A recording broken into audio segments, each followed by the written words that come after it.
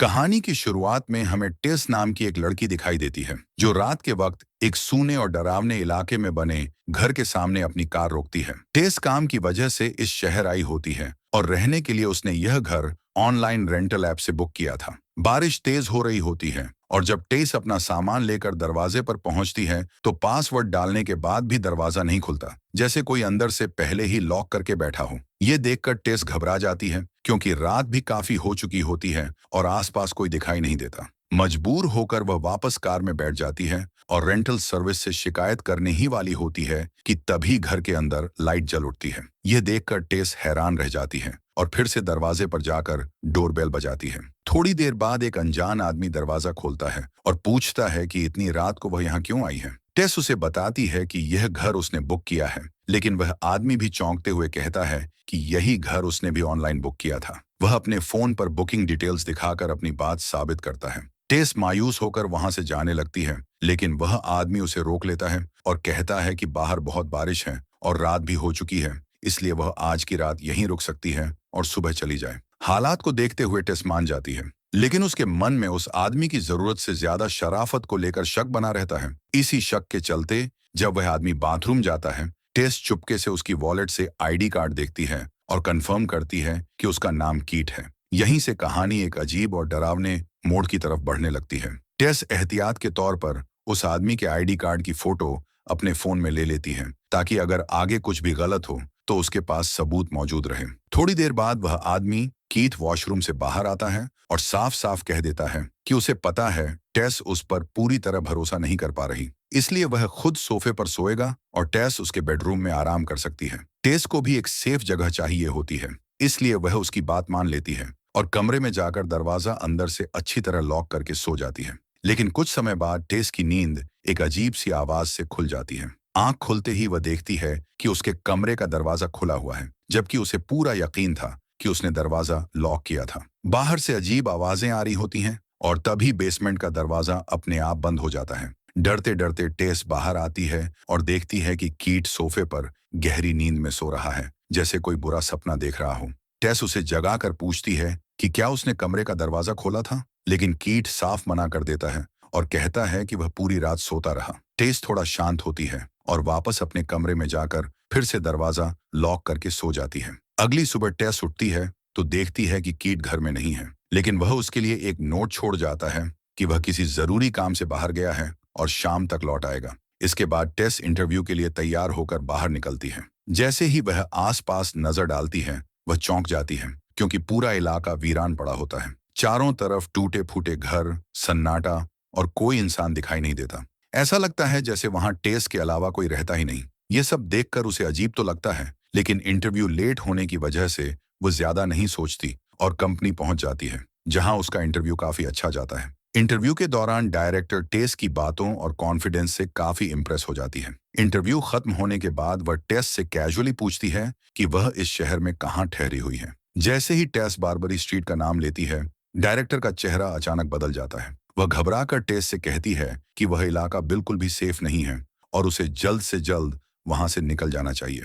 इतना कहकर डायरेक्टर बिना कुछ और बताए वहां से चली जाती है। शाम को जब टेस वापस उस घर के पास पहुंचती है तो डायरेक्टर की बातें उसके दिमाग में घूमने लगती हैं और अब उसे भी उस जगह से डर लगने लगता है। जैसे ही वह दरवाजा खोलने लगती है, तभी उसे दिखता है कि एक अनजान आदमी तेजी से उसकी तरफ दौड़ रहा है। डर के मारे टेस तुरंत दरवाजा खोलकर अंदर घुस जाती है। बाहर वह आदमी जोर जोर से दरवाजा पीटते हुए उसे बाहर आने को कहता है। टेस पूरी तरह घबरा जाती है और पुलिस को कॉल करने की कोशिश करती है, लेकिन कुछ देर बाद वह आदमी वहां से चला जाता है। तब जाकर टेस को थोड़ी राहत मिलती है। खुद को शांत करने के लिए टेस बाथरूम जाती है, लेकिन वहां उसे पता चलता है कि टॉयलेट पेपर खत्म हो चुका है। वह घर में इधर उधर ढूंढने लगती है और तभी उसकी नजर बेसमेंट की तरफ जाती है। उसे लगता है शायद वहां रखा हो। टेस नीचे जाती है और सच में उसे टॉयलेट पेपर का एक बॉक्स मिल जाता है, लेकिन जैसे ही वह वापस ऊपर जाने लगती है, अचानक बेसमेंट का दरवाजा अपने आप बंद हो जाता है। टेस पूरी ताकत से दरवाजा खोलने की कोशिश करती है, लेकिन दरवाजा नहीं खुलता। ऊपर से उसका फोन भी ऊपर ही छूट गया होता है। अब टेस समझ जाती है कि यहाँ उसकी मदद करने कोई नहीं आने वाला। हिम्मत जुटाकर वह बाहर निकलने का रास्ता ढूंढने लगती है और तभी उसकी नजर बेसमेंट की एक छोटी सी खिड़की पर पड़ती है। वह उसे खोलने की कोशिश करती है, लेकिन जल्दी ही उसे एहसास होता है कि यह खिड़की सिर्फ बाहर से ही खोली जा सकती है। अब बेसमेंट में फंसी टेस बाहर निकलने के लिए कोई रास्ता ढूंढने लगती है। खिड़की का शीशा तोड़ने के लिए वह इधर उधर कोई भारी चीज तलाश करती है। तभी उसकी नजर दीवार के अंदर से निकलती एक रस्सी पर पड़ती है। बिना ज्यादा सोचे वह रस्सी खींच देती है और अचानक एक छुपा हुआ दरवाजा खुल जाता है। दरवाजे के पीछे एक ऐसा कमरा होता है जहां घना अंधेरा फैला होता है। टेस अंदर झांकती है लेकिन कुछ भी साफ दिखाई नहीं देता। डर के बावजूद उसकी जिज्ञासा बढ़ जाती है। थोड़ी हिम्मत जुटाकर टेस एक बड़ा शीशा इस्तेमाल करती है और बेसमेंट की लाइट को उस अंधेरे कमरे में रिफ्लेक्ट कर देती है। रोशनी पड़ते ही उसे अंदर एक संकरी सुरंग जैसा रास्ता दिखाई देता है। कांपते कदमों से वह आगे बढ़ती है और थोड़ी दूर जाकर एक दूसरा कमरा मिलता है। जैसे ही वह दरवाजा खोलती है उसके होश उड़ जाते हैं। अंदर एक गंदा सा बेड पड़ा होता है और पास में एक पुराना वीडियो कैमरा रखा होता है। ये सब देखकर साफ लगता है कि यहाँ कुछ बहुत गलत होता रहा है। तभी टेस की नजर दीवार पर पड़ती है जहां खून से सने हाथों के निशान बने होते हैं। यह देखकर वह पूरी तरह डर जाती है। घबराकर टेस भागते हुए वापस बेसमेंट की खिड़की के पास पहुंचती है। बाहर उसे कीट दिखाई देता है। उसे देखते ही टेस चिल्लाकर मदद मांगने लगती है। सौभाग्य से कीट उसकी आवाज सुन लेता है और तुरंत समझ जाता है कि टेस नीचे फंसी हुई है। वह घर के अंदर जाकर जल्दी से बेसमेंट का दरवाजा खोलता है और टेस को बाहर निकाल लेता है। बाहर आते ही टेस बुरी तरह घबराई हुई होती है और बिना देर किए अपना सामान पैक करके उस घर से जाने का फैसला करती है। लेकिन कीट उसे रोक लेता है और पूछता है कि आखिर बेसमेंट में ऐसा क्या था। टेस उसे नीचे मिले सीक्रेट कमरे, गंदे बेड और कैमरे के बारे में बताती है और कहती है कि यह जगह बिल्कुल भी सुरक्षित नहीं है। फिर भी कीट उसकी बातों पर पूरी तरह भरोसा नहीं करता। वह कहता है कि पहले वह खुद जाकर सब कुछ देखेगा। अगर सच में कोई खतरा हुआ तो दोनों तुरंत वहां से निकल जाएंगे। इतना कहकर वह टेस से ऊपर इंतजार करने को कहता है, क्योंकि अगर दोनों साथ नीचे गए और दरवाजा फिर से बंद हो गया तो वे हमेशा के लिए फंस सकते हैं। यह कहकर कीट धीरे धीरे बेसमेंट की तरफ बढ़ने लगता है। टेस पूरी कोशिश करती है कि कीट बेसमेंट में न जाए, लेकिन वह उसकी बातों को नजरअंदाज करके नीचे उतर जाता है। टेस ऊपर ही रुककर उसका इंतजार करती रहती है, मगर काफी समय गुजर जाने के बाद भी जब वह वापस नहीं आता तो टेस घबरा जाती है। वह बेसमेंट के पास जाकर कीट को आवाज देती है, लेकिन अंदर से कोई जवाब नहीं मिलता। मजबूरी में टेस एक बार फिर हिम्मत जुटाती है और खुद नीचे जाने का फैसला करती है। इस बार वह पहले से सावधान रहती है और बेसमेंट के दरवाजे के सामने एक कुर्सी रख देती है ताकि दरवाजा फिर से बंद न हो जाए। मोबाइल की टॉर्च जलाकर टेस धीरे धीरे आगे बढ़ती है और कीट को ढूंढने लगती है, लेकिन वह कहीं दिखाई नहीं देता। वह उसी कमरे तक पहुंचती है जहां पहले गंदा बेड और कैमरा देखा था, पर वहां भी कीट नहीं होता। अब टेस और ज्यादा डर जाती है। आगे बढ़ते बढ़ते उसे नीचे जाती हुई सीढ़ियां दिखाई देती हैं और तभी उसे नीचे से कीट की आवाज सुनाई देती है जो मदद के लिए पुकार रहा होता है। डर के बावजूद टेस उसकी आवाज सुनकर नीचे उतरने को मजबूर हो जाती है। सीढ़ियां पार करते ही पता चलता है कि वहां बेसमेंट के अंदर एक और बेसमेंट बना हुआ है। टेस धीरे धीरे आगे बढ़ते हुए कीट को बुलाती है। तभी अचानक कीट किसी जानवर की तरह जमीन पर रेंगता हुआ उसकी तरफ आता है। वह बुरी तरह डरा हुआ होता है और टेस से कहता है कि बिल्कुल भी शोर न करे। वह बताता है कि वहां उनके अलावा भी कोई और मौजूद है जिसने उस पर हमला किया है और उसे काट लिया है। दोनों जैसे ही वहां से भागने की कोशिश करते हैं, तभी अचानक एक लंबी और डरावनी औरत दौड़ती हुई आती है और कीट को पकड़ लेती है। वह उसे बेरहमी से दीवार पर पटक पटक कर मार डालती है। टेस सदमे में वहीं जमी रह जाती है। इसके बाद कहानी अचानक कट होती है और हमें 2 हफ्ते बाद का सीन दिखाया जाता है। यहाँ कहानी एक नए किरदार एजे पर शिफ्ट हो जाती है, जो पेशे से एक टीवी एक्टर है, लेकिन उसकी जिंदगी इस वक्त पूरी तरह बिखरी हुई होती है।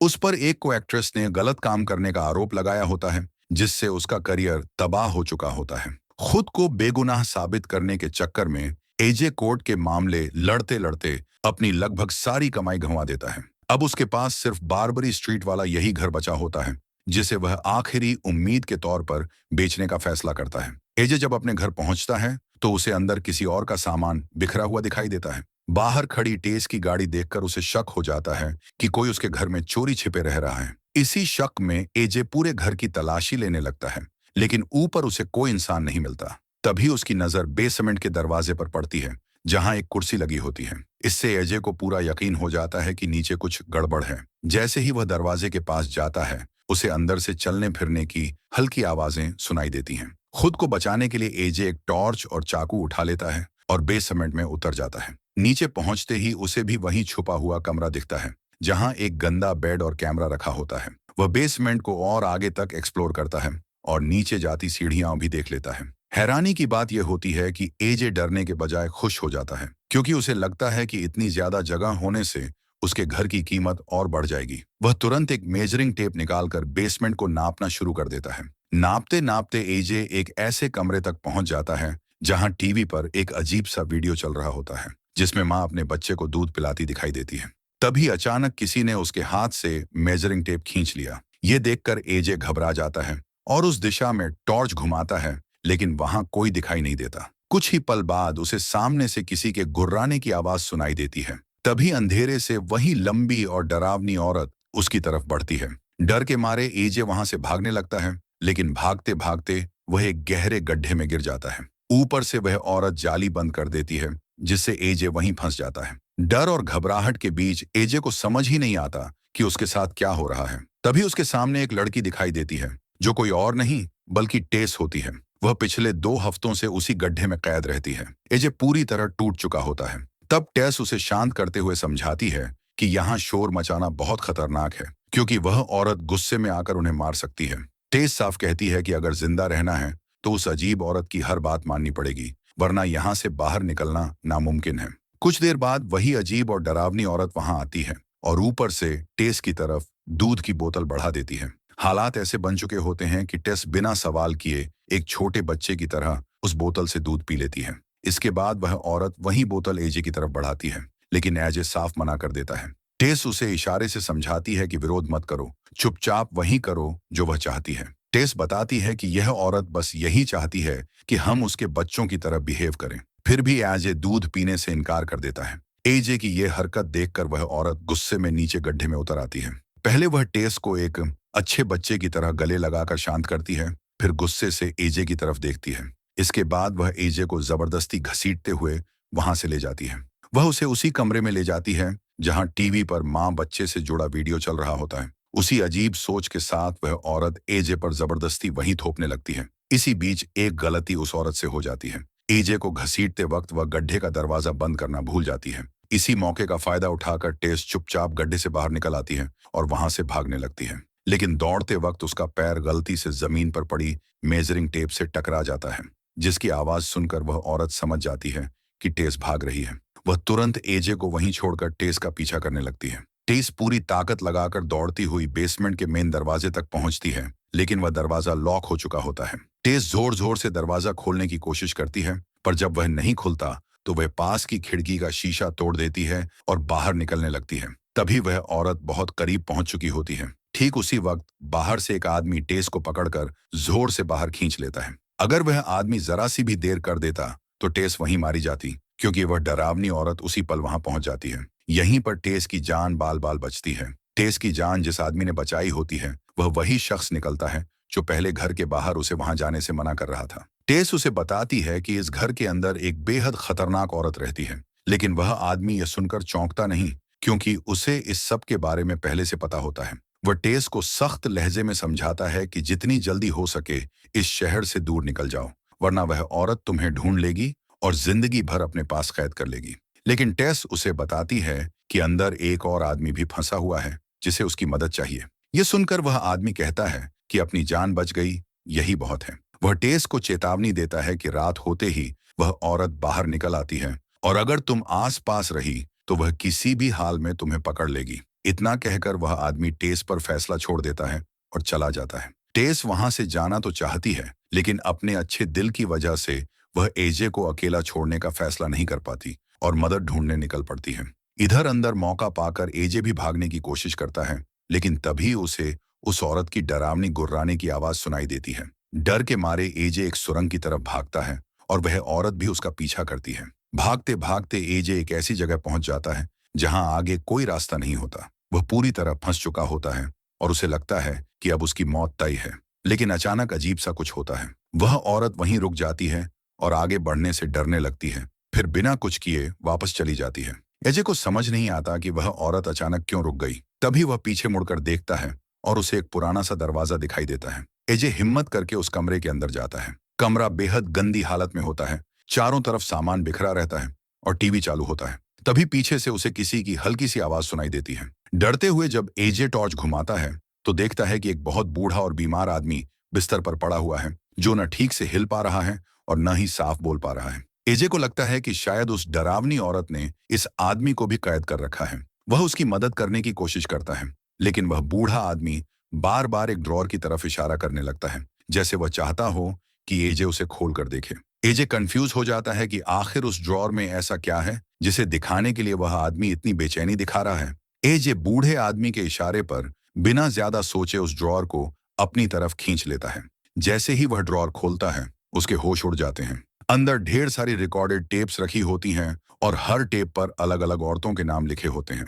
एजे जब उनमें से एक टेप चलाता है तो स्क्रीन पर वही बूढ़ा आदमी दिखाई देता है जो उन औरतों के साथ बेहद भयानक हरकतें करता रहा था। ये सच्चाई देखकर एजे पूरी तरह हिल जाता है। जैसे ही एजे डर के मारे पीछे मुड़कर उस बूढ़े आदमी की तरफ देखता है, वह आदमी ड्रॉर से एक गन निकाल रहा होता है। एजे को लगता है कि अब उसकी मौत तय है, लेकिन अगले ही पल वह बूढ़ा आदमी खुद को गोली मार लेता है। एजे सदमे में खड़ा रह जाता है, क्योंकि अब उसे समझ आ चुका होता है कि इस पूरे घर के पीछे असली दरिंदगी किसकी थी। दूसरी तरफ टेस पुलिस वालों को लेकर उस घर के बाहर पहुंचती है और उन्हें अंदर की सारी सच्चाई बताने की कोशिश करती है। लेकिन टेस की हालत, उसके फटे कपड़े और डरी हुई शक्ल देखकर पुलिस को उस पर भरोसा नहीं होता। उन्हें लगता है कि टेस किसी नशे में है, इसलिए वे उसकी बात को गंभीरता से नहीं लेते और वहां से चले जाते हैं। यह देखकर टेस पूरी तरह टूट जाती है और समझ जाती है कि अब उसे अकेले ही सब कुछ संभालना होगा। अब धीरे धीरे रात होने लगती है। टेस जानती थी कि अंधेरा होते ही वह डरावनी औरत बाहर निकलकर उसे ढूंढेगी। समझदारी दिखाते हुए टेस अपनी कार में बैठकर इंतजार करती है। जैसे ही अंधेरा फैलता है, वही औरत सच में घर से बाहर निकल आती है। इससे पहले कि वह टेस को कार में देख पाए, टेस पूरी ताकत से कार स्टार्ट करती है और सीधा उसे टक्कर मार देती है। वह औरत दीवार से चिपक जाती है और कुछ ही देर में बेहोश हो जाती है। मौका देखकर टेस तुरंत बेसमेंट की तरफ भागती है ताकि एजे को बचाया जा सके। उधर अंदर एजे उस गन को उठा लेता है जिससे बूढ़े आदमी ने खुद को मारा था और बाहर निकलने की कोशिश करता है। अंधेरा इतना ज्यादा होता है कि उसे कुछ साफ दिखाई नहीं देता। डर और घबराहट में एजे गोली चला देता है। जब वह पास जाकर देखता है तो उसके पैरों तले जमीन खिसक जाती है, क्योंकि वह टेस होती है।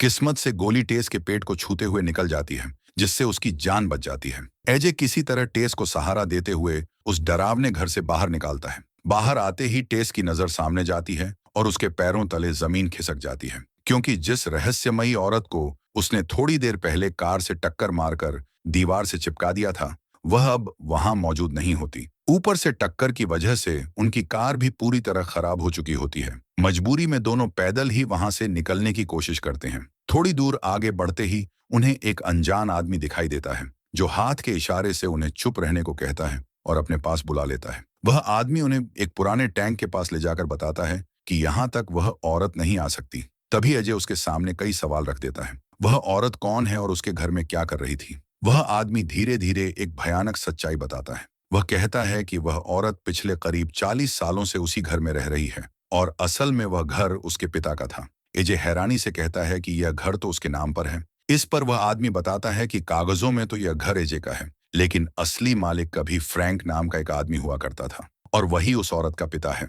फ्रैंक एक बेहद निर्दयी इंसान था जो औरतों को जबरन पकड़कर बेसमेंट में कैद करता था और उनके साथ दरिंदगी करता था। उससे पैदा होने वाले बच्चों में अगर लड़का होता तो वह उसे मार देता था, लेकिन अगर लड़की होती तो वह उसे जिंदा रखकर कैद में बड़ा करता था और बाद में अपनी ही बेटियों के साथ भी वही भयानक हरकतें करता था। उसकी ज्यादातर औलाद कमजोर होने की वजह से जिंदा नहीं रह पाई, लेकिन उनमें से एक, वही डरावनी औरत, आज भी जीवित है। वह आदमी बताता है कि सालों तक अंधेरे में रहने की वजह से अब वह औरत तेज रोशनी सहन नहीं कर सकती, इसलिए वह सिर्फ रात में ही बाहर निकलती है। वह यह भी साफ करता है कि उस औरत को एजे और टेस से सीधे जान का खतरा नहीं है, क्योंकि वह उन्हें अपनी औलाद समझती है। लेकिन यही सबसे डरावनी बात है, वह उन्हें मारने के बजाय जिंदगी भर के लिए अपने पास कैद करके रखना चाहती है। यह सब सुनकर एजे को समझ आ जाता है कि सुरंग में जिसने खुद को गोली मारी थी वही असली फ्रैंक था। लेकिन तभी अचानक पीछे से दीवार टूटती है